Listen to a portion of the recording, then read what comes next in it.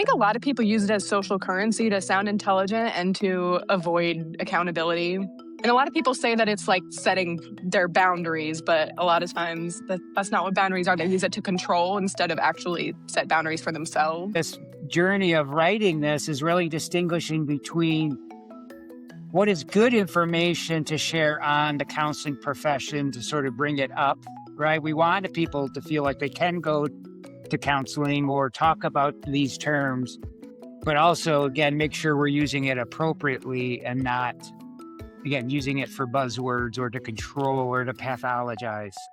You're listening to Mentor Moments, where we talk about all things counseling, technology, education, and career development. I am Braden Wooters, and I'm joined by my co-host, Dr. Michael Keener. Grab a seat, and let's get started. Okay, welcome back to another episode of Mentor Moments. My name is Braden Wooters. And I am Mike Keener, and we are joined by Liz Sarchet today. Dr. Keener, why is Liz with us? We have a new guest. I don't know. I thought you invited her. I just met her. Did she just pop in? What? Is she photobombing us? No, Liz Lucky is you guys. a current student in our clinical mental health program. I guess beginning of the spring semester, I was teaching ethics and Liz was in the course. And in the course, I talked about writing with students. And then I sort of posed this opportunity if anyone wanted to kind of co-write together. And Liz raised her hand and said, let's do it. And we talked about writing a short piece for the Counseling Today magazine on therapy speak. So that's why Liz is with us, and I was priming her for her life to change now that she's a guest. Right. Life changing. This is a threshold moment for her. This is.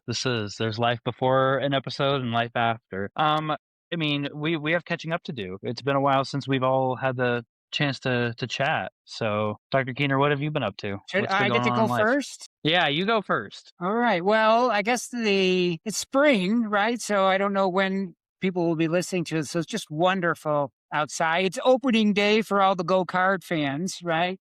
So Go Cards. But I think pretty much everybody knows that I love wrestling and I hang out with Maryville's wrestling team. And we just had the national tournament in South Dakota in Sioux Falls when we had 2 Americans. So to be an All-American, you had to finish in the top 8 of the country. And I did a little bit math. It's like you have a 5% chance. If everybody was equal, you have a 5% chance to finish the top 8 in the country. There's about 70 programs, and maybe there's 2 to 3 guys per weight class, et cetera, et cetera. Both were seniors, so that was awesome. One senior was a 3-time All-American, Cole Ritter. So he's Maryville's 4th 3-time All-American. And then Jeremiah Larson, he qualified for the national tournament twice. This last time he was an All-American. So it was great to see both of them, finish on the podium, as we said. So that's sort of what's new. I did some home improvement. I fixed my gate. It was pulling away from the wall, so I had to make the spacer and line it all up. But if we want to talk home improvement, we can do that as well. Like gate outside, or yeah, we have a detached garage, and we call it a breezeway. I don't know if that's the official term, but we have it fenced in, and I think some of the concrete has been shifting, and so it pulled off the wall a little bit. So I was using my engineer's brain because when you just talk to it, like counsel it doesn't work. It doesn't fix itself. Not like people. So I had to get a little. You can't let that little puppy get out. Right. You can't get Pippa. So that's what's new. What about you, Brayton? I'm back from Utah. Took a trip. I had never been to Utah. So following the school. When does Maryville's spring break? That was we don't have one now for our program because it's 2 8-week sessions, but it was. I was like, yeah, when is that? What? Technically, it was 2 weeks ago. So. Yeah. Okay, wow, I'm so sorry. I did not mean to do it. Well, anyway, back to me. I had a spring break. Lindenwood had their spring break a little earlier than I feel like some other schools. So I needed something to do over my spring break, and I was looking at trips, and I was like, oh man, there's so many pretty state parks in Utah. I haven't hiked in a long time. All my other friends are, they're not following a school schedule. I'm the only one that does that has that break. So who is going to go with me? My dad is who went with me. So I pulled Jeff with me. and Jeff and I went out into the great outdoors for about a week, and I think we hiked on average like 5 miles a day, which isn't crazy, but it was enough to where like your ankles start to swell and start to wonder if it was a good idea. I mean, super pretty, super beautiful. Would definitely go again. But yeah, so now I'm back and Yeah, rolling you through life. shared me that one video, and it just looked breathtaking. Thank you. Yes. Yeah. I mean, it is a lot of deserts and mountainous areas and stuff like that, which I mean, for some people that's like their everyday. And for us, I feel like it's so I grew up in Illinois, so flat, flat, flat. So anything that's even Cahokia Mounds is like huge for me. So to be around, Utah and to see that area was just super cool. So it's super, super awesome. So And you and anyway. your dad are still getting along, or Jeff? Should We I say didn't we Jeff? didn't destroy each other. Yeah, no, it went great. Him and I are very alike, where like I think our like temper or like levels of patience are very alike, so we can kind of gauge each other pretty well. So it's like, okay, if I'm getting hungry, odds are he's getting hungry too, so I probably shouldn't make this joke. So it was good So to when I is think. Jeff going to be on the show then, on the podcast? Well, Then? my goodness, really thrives on he hates the spotlight. That he's always been kind of a behind the scenes kind of guy. He loves to kind of support without being center of attention. That's kind of his whole shtick. Maybe So he I could be think to off put camera, and we could just hear his voice, oh right? my It'll just be gosh, this. oh my gosh, we'll do like puppets for him. No, I don't know if he'd ever do it.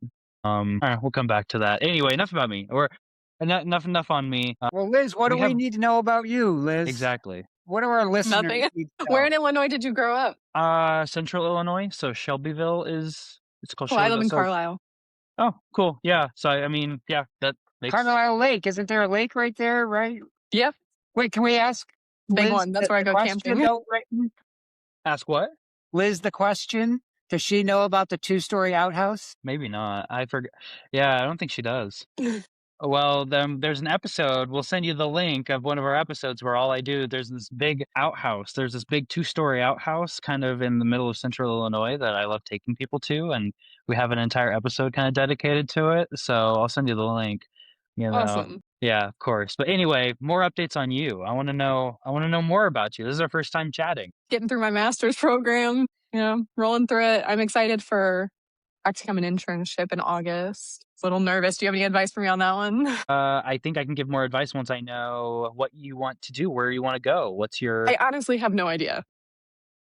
well, a lot of what Marriage and family counseling is probably like what's drawing me most right now, but I'm still really open. So I kind of want to test the waters on a few different things.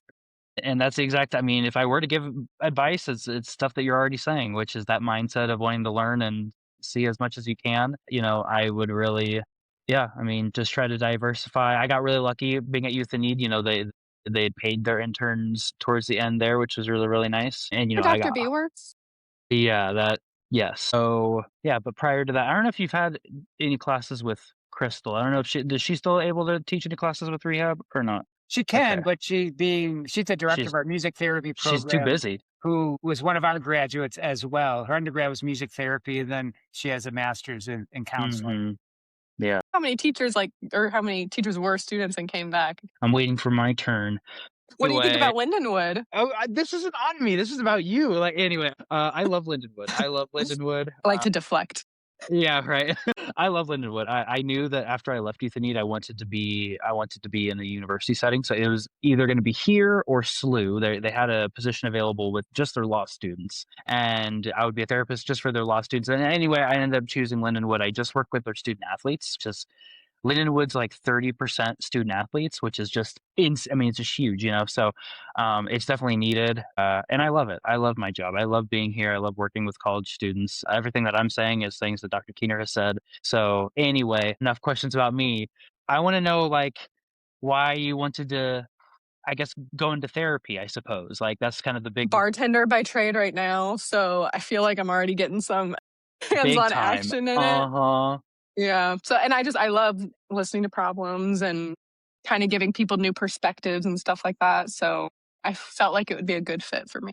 And then I also love the flexibility of it, like how many different options there are for counselors. Yeah, no, absolutely. So then, I mean, maybe this is another question that's like, do you know, like, kind of where you'd want to do your practicum and internship? Like, do you have ideas like of like certain niches or populations or? I definitely want to try marriage and family therapy, but other than that, I'm completely open. I kind of want to like try a little bit of everything, which I know I have to narrow that down a little bit, but This is the trauma time. focus and students, I like high school age. I really like that. I feel like there's so much stress that goes on in high school. Makes total sense. How far do you want to drive? Oh, I don't mind. Like an hour and a half, maybe tops. Yeah, You that's may not come out to bad. you? I don't think I would say. Yeah, how far is it from St. Louis to? About an hour. My That's- grandma actually lives in Maryland Heights, so I drive over there all the time anyways. There's a Got me couple places in downtown. When we're tomorrow, I'll shoot you some thoughts. Thank you. Yeah. Practicum's so fun. Anyway, what are any other updates? What do people need to know about you, Liz? Honestly, I live a pretty boring life. I have 3 kids, married, just working my way through school. Ages? Are they teenagers? Like all young? No, 8, 5, and 3. Very young. Got my Young hands and full for sure. busy. Yeah. Yes. Oh my goodness. And 3 dogs. I have a Great Dane and then 2 wiener dogs. Let's Love them so much. Yeah, speaking of which, you see a note. He came over to say hi. Hello, bud. He's like, oh, you talking about me? That is such you said a Great Dane and 2 wiener Yeah, dogs? that's my big boy. Yeah. 2 miniature wiener dogs, so opposite ends of the spectrum there. That's what I was gonna say. I was like, just totally opposite dogs. Yeah. Have you ever gone to Soulard's dog parade? Oh, I have not. I didn't even know that was a thing. That sounds fun. Yeah, so I don't know. One of the Saturdays before, the kickoff of Mardi Gras, or it's part of that Mardi Gras. It's a blast because there's always Great Danes dressed as cows, so I love that. we used to go all the time with our Boston Terrier, and I would advocate family friendly. There's I'll not have to check it out for sure. it's not the amount of drinking that goes on like on Mardi Gras there, so it is fun to Come on see how back up. Like seeing Snoot. Oh my gosh. Well, I was just about to say, you're talking about the dogs. You do know they do like a wiener dog race, right? Stop. Where? At the exact same event, they do the parade, and No, I I have think to either go. the day before or either a couple days afterwards, they do a wiener dog race. It's like a derby, the wiener dog derby. That is amazing. I love it. I love it so much. Very cool. Okay, so should we get rolling into life? Should we get rolling into our topic? Therapy speak is it, huh? Let's do it. Let's chat. So, tell me how this formulated. Like, I want to know. I've been fairly removed until now from this. So, how did this originate? Liz, you want to take this one or what? Well, Mike posted a bunch of different topic ideas, and therapy speak happened to be one of them. And I really liked that because, okay, I know it's my guilty pleasure, but have you guys heard of Secret Lives of Mormon Wives? Oh, have I not? Come on. Well, okay, so in season 2, one of the girls says something about them trauma bonding just because they were both like outcasted from the group. And I was like, that's not what that means. And so that's what like originally got me rolling on it. And then on TikTok, doom scrolling, you hear people like saying people are narcissistic or something just because they didn't agree with them. And I was like, that's not what that means. That's what got me started on it. I I'm just old, feel like so more all people these need to things, know about it. went over my head because, I'm not TikToking and Well, and you're only on season 1 of Mormon Wives, Dr. right. Keener, Yeah, I so you haven't have to hit catch that up. one. Yeah. Come Yeah. on. It's okay. I just finished season 2, so Well, not my too far behind speed you. is American Chopper. You ever watch it back in the day when the Tuttles or whoever, they were angry. There's some family counseling you could do, Liz, right there. You can go to Orange County, New York, and work with the Tuttles. Speaking of That's choppers, our- though, I just signed up for my motorcycle rider course. I'm gonna learn That is how. so cool. That is so cool. How do we get on this? Yeah, Oh, sorry. yeah, Back to this. Yeah, no, because now you got me thinking of like Pawn Stars. I was like, I could do like family therapy. I would love to do family therapy with that family, the Pawn Star people. Oh, hello. Okay, so then fill me in. I don't know the next Yeah, so question. Somebody help me. Well, again, it was just let's write a short piece. The Counseling Today magazine typically looks for people to submit articles on blog posts. This was a knowledge share. I think one of the reasons why we decided a knowledge share is because you could co-write. The blog posts were supposedly single, and it was just an opportunity to sort of dig on a topic. And I think it's nice for students to get a line on their resume, their CV, that they have something published in Counseling Today. And so we just jumped in and did it. It's only 1,000 words, up to 1,000 words. So it's relatively simple, geared for, other practitioners. And so that's how it came about. So I guess I'll bust right into it then. Like, what is therapy speak, if we were to define it? You want to take that one? You could take this one, Liz. It's just the misuse of clinical words. And a lot of times it's like flattened for pop culture, social media to spread fast and far. And a lot of times it's used sort of in a derogatory way or a blaming way. It's said sort of, it becomes sort of buzzwords, and then the meaning sort of again shifts, or it's just not accurate. I mean, it really both ways. It can be misused by the person using it because maybe they're not going to embrace they're using the catchword to say, oh, you're doing this to me. So they're not sort of looking at themselves, but then also blaming or pathologizing that other person, like saying, oh, you're being narcissistic or you're being codependent, sort of this negative thing versus sort of understanding, well, why are they acting this way? And what am I contributing to that process? I had so many questions. Yes. I mean, if I were to contribute anything to this, it's this is something that really has grinded my gears, where like I'll see somebody or watch a video or I'll talk to somebody that will use a term and I'm like, is that really the right language? I don't know if that's really the most appropriate use of that word. And it's tough because then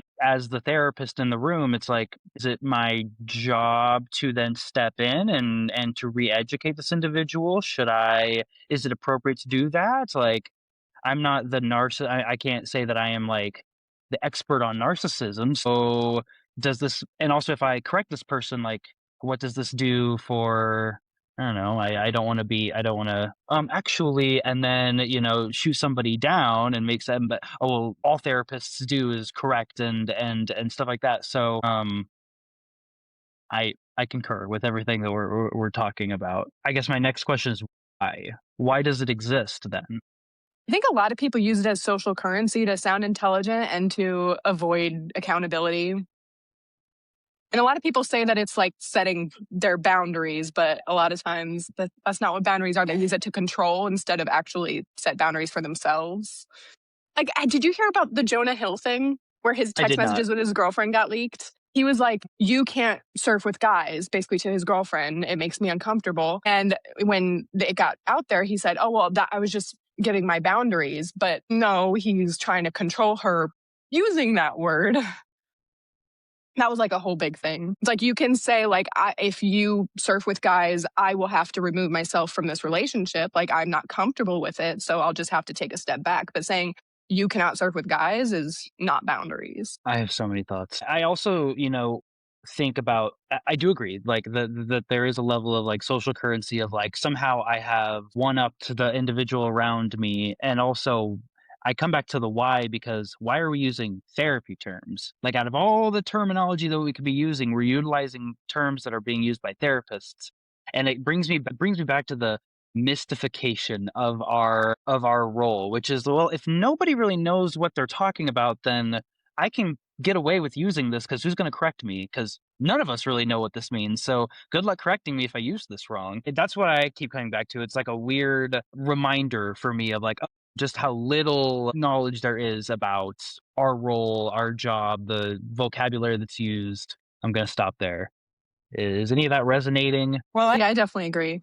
Yeah, I guess saying, I know we talked about the Gloria films before on the podcast here, but to me, what made me think of that was back in 1964, even though counseling has sort of been around for 60 years, it was still very mysterious. Nobody really saw sort of behind the door.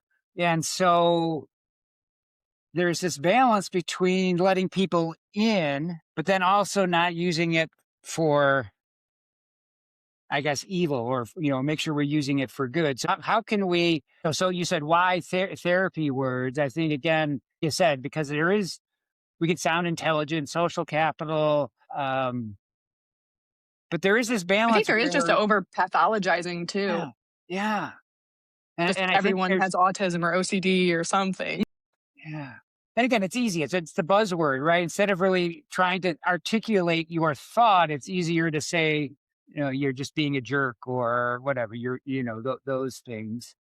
And again, for me, part of this journey of writing this is really distinguishing between what is good information to share on the counseling profession to sort of bring it up, right? We want people to feel like they can go to counseling or talk about these terms, but also, again, make sure we're using it appropriately and not, again, using it for buzzwords or to control or to pathologize. So I also think about like the tools in which we utilize. Like if we're still doing this like theme of like, well, why therapy? Like why isn't this happening with like dentistry? Like here are a bunch of dentistry terms, and all this other stuff. It's the fact that I mean, a therapist typically the main tool that we're utilizing is language, and we don't hold a monopoly on language. Language is everybody. Everybody actually has that tool. So because that tool is so, you know accessible to people. I think that that's another reason why therapy talk, it's in what we're talking about,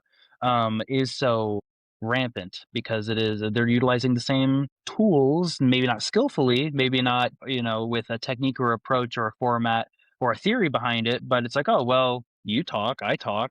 It's the same thing, right? No, not really. So that's the other thing I was thinking about. I think a lot of people just don't realize the nuance behind those words and all the little parts that go into them. I have more thoughts because we're talking about like, I mean, if we're getting into the nitty gritty of things, I'd love to hear some examples. So we already said a couple like narcissism, boundaries. Are there any other like gaslighting examples? is something we probably hear a lot, Yes. I mean, OCD and autism too. Like, I don't know if you've scrolled through TikTok and somebody who prefers cleanliness just automatically thinks they have OCD now. Yeah. That is fascinating now. Like even I hear students at like in the dining hall all the time talking about taking these autism assessments online, and they now know what percent of autism they have, and so like it's like you're saying, it's sort of got caught up in our social media in the influencers or whatnot. And it's really tough as practitioners when we see the language. The first thing that I think a lot of practitioners want to do is come in and put it back in its box. Okay, well, you're using this language incorrectly. Let's like re-educate you so that you understand that like it goes back in here. Well, and I'm using autism as an example right now because I remember and I'll have to find the article, but the article was essentially just saying how the autism spectrum has essentially lost all meaning. How because of the way that language has expanded past this box of the spectrum, that utilizing the word spectrum almost doesn't even count anymore because it's just become this more amorphous thing. So I think that's where my mind stops. That's where my thought process stops for right now. Well, and Liz and I had this conversation. Like, I think there is a normal process of words changing meaning through the years. Mm-hmm. And so, Like hysteria, that used to mean anxiety, and now it means like actual hysterical. And Mm-hmm. as an example, but doesn't it don't you think it like takes away from people who are higher on the spectrum of autism and maybe need a little bit more care for somebody who's just likes things a particular way, says that they're autistic? That was my concern with it, was that it might take away from people who actually need more intensive care. and to me, that's one of the take homes. And even from like a disability perspective, we want somebody to be able to define, whether they want to say I am autistic or I'm somebody with autism. So identity first or person first language. I want somebody to be able to sort of describe themselves in the most articulate way. And then again, when we get into therapy speak, it's sort of taking that away, right? It's sort of again reducing it to the lowest common denominator or the negative versus really giving somebody more power to describe really how they're feeling and how they're interacting with somebody. Again, somebody could truly be mad at somebody, but we should help them sort of express that in a way that's not demeaning to the other person or get that more nuance. It's almost when we're learning counseling skills and we say we need to go more when we're reflecting back emotion. Oh, more to say, oh, you're just sad. Well, there's so many other nuances way to kind of talk about an emotion. So I see that So great thinking face, Brayton. I am my brain is going to, if we're talking about the quote unquote, the weaponization of therapy terms, I then also then go down the pipeline of weaponization of just therapy itself and going down the same lens of therapy talk to like validate behavior maybe in an inappropriate way, I can't help but come back to the age old term. I had to write it down because I knew I'd forget. I talked to my therapist about this, blank, blank, blank, in a sentence. Or that's something that I've seen quite often, either like in real life or like in media, which is, hey, I talked to my therapist about this. That's why I'm going to do XYZ, almost as a placeholder for, I explained this to somebody and they validate, so I don't have to explain it to you. And I've seen it very much kind of in that realm, which is, well, I've already talked to my therapist about this. I've done the work already. I'm going to do XYZ. I've also seen it done, which is like, well, my therapist said blank. I worked with kids, and so I had to be incredibly careful. I almost wish everybody worked with kids to a certain point, because of language and how easy it is for one word to be taken and just would fly through it. I mean, one of the first things that my supervisor at the time, Christy Hammond, she really emphasized was like how you even just talk about depression. Because if you just bring it in front of a kid, then they're going to say, "Oh, well, my therapist said that I'm depressed." And who knows what that ends up? You go to your parent, you go to your dad, you go to your friends. My therapist said I was depressed because they used the D word. And so there is that lens of accountability, of responsibility of, okay, if we go down this rabbit hole, if we start talking about depression, how am I going to present it? How am I going to talk about this in a way that it doesn't turn into this? Now, I'm not saying that we have to treat everybody like a child, but there are skills and tools in there that I think are very, very important as a therapist to utilize. I'm going to pause. I just said a lot there. Any thoughts, feelings? You mentioned earlier about how do we correct a client. And I think in some ways it's going back to what you just said right here. So, how do we present information to the client that then they know how to communicate outward? Right. And so, yeah, there might be some times where you might say, is that person really being narcissist, or are they really gaslighting you, or are they really trauma bond, kind of versus, no, you're wrong. But how do we help them create a language to articulate their true feelings versus, again, sort of reducing it to, or, again, using it to blame or label or pathologize? And the last thing that I'll piece to this, and then I'll stop, is that like there aren't any times wherever somebody's like, oh, well, I talked to my plumber about this, so I'm gonna do XYZ. I mean, that applies for like if you're gonna fight on what to do with the sink, and it's like, well, my plumber told me to do this, so I'm going to take out the pipe. Like that's applicable.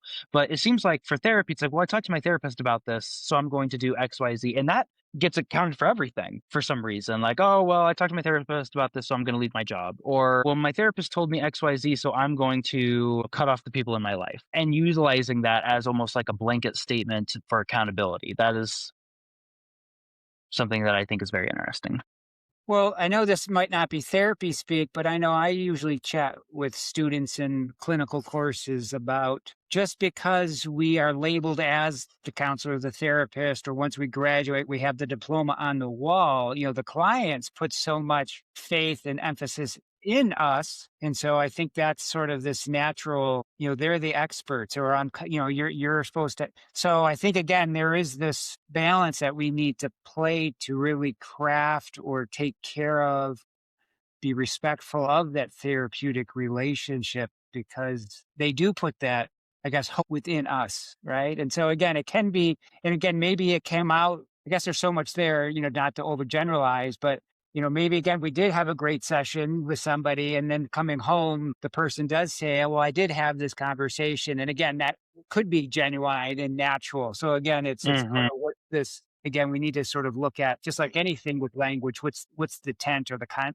Well, there's like this skill that therapists have to have, which is like, trust me, but don't trust me too much to where it goes too far, which is such a weird thing. Like most people, most professions, it's like, no, the more trust that I can gain with you, the better. The more that I can get you to agree with what I'm saying, yes. But in therapy, it's very much like, okay, I don't want you to think that I'm the expert on your life. I want you to think that I'm an expert in some way, shape, or form, because out of the two of us here, I am the therapist. But there is a limit to it. So there is language and skills and tools and an approach, I think, that we learn to manage expectations, which is so difficult to teach, I think. And it's also depending on who you're talking to. If it's a child, if it's, an adult, if they've never been to a therapist, right? So if this is their first time in therapy and they're talking to, they might think that you are this all-knowing expert on everything, or they might think the exact opposite. Well, you know, you don't know anything because this is my first time meeting you. Very, very nuanced. I agree. I think that instead of like having our clients say like, oh, he's just being narcissistic, I think we should turn it back into them and use I first language. And when they did that, it made me feel uncomfortable, just turn it back to them and how they felt about the situation versus having them pathologize someone else. I think also it just makes us think about when is it in an article I try to frame this as professional language versus therapy speak. So again, how do we help them still use those terms, but again, use them appropriately versus not. That takes all of us educating more. 100%. There's so many people on social media educating incorrectly.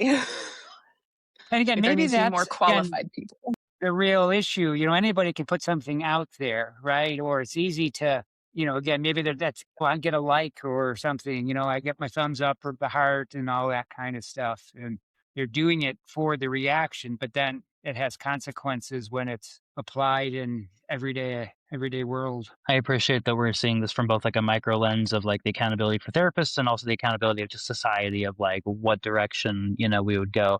I wish that there was more content moderation around that kind of piece. I mean, like I'm pretty sure like if there's misinformation, there are typically is like labels and stuff like that. It makes me wonder about like how far does misinformation labels go in terms of social media, TikTok, all that other jazz. If you all were to write like a part two, like this was you mentioned it, like this was a bit of a shorter article just to constraints. If you were to write like a part two to this, like what direction do you think this would head? That's a great question. Should I let Liz answer that one first or?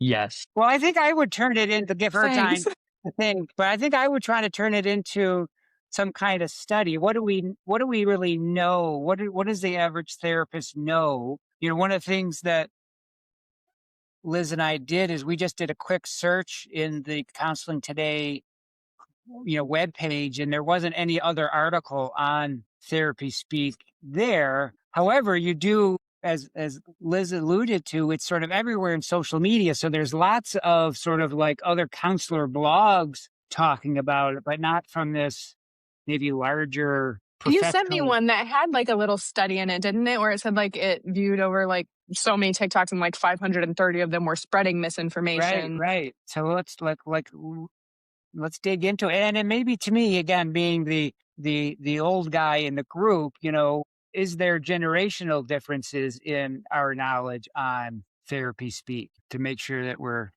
again, staying up to date? And so that's what I would say. Let's dig in. Let's like do some kind of descriptive study or kind of figure out, again, maybe this is also important for middle and high school, working in the school system when we're so much more influenced by social media. We're looking at other developmental milestones if there is something connected there. I like that idea of like seeing the difference between like what the general public knows and actual therapists, like just seeing how the words compare between the two.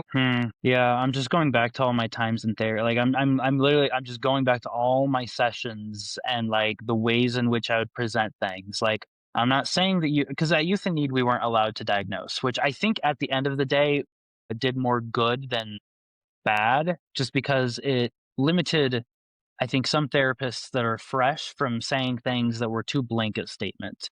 And also, when you tell a 10-year-old, "Hey, you have depression," there are 1,000 ways that can go. And a 10-year-old is like, "Oh my gosh, what does that even mean?" Or they might have watched a video, or maybe the only form of depression they have ever seen was from, I don't know, an animated movie, was from like How to Train Your Dragon.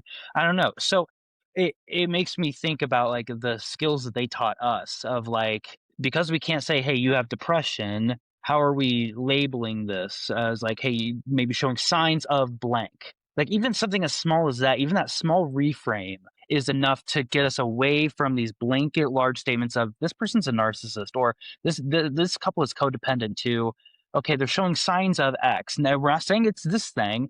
It is showing qualities of blank, or it's meeting the criteria of blank. Reframes like that have been incredibly helpful in my job, even right now. I mean, where I'm working with people and I'll see signs. And so anyway, yeah. What did we miss? Did we miss anything? I feel like we've been yapping a good much. Yeah, it is. I think this has been a good conversation. Yes, yes. You know what? I wanna make Liz our like, you are our guest, so we're gonna put it back on you, I think.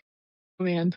Yeah, I'm thinking of like speed run questions to ask you, because we need our people to know more about you. Mentors in your life. Who are people who you've looked up to, either like in the therapy space, out of the therapy space? Who are people that you'd Well, shout out? Dr. Keener, your joy for your job and teaching and everything, I love that. So you are definitely my biggest Excellent. mentor right now. Dr. B seems awesome. I've only had 2 classes with him so far.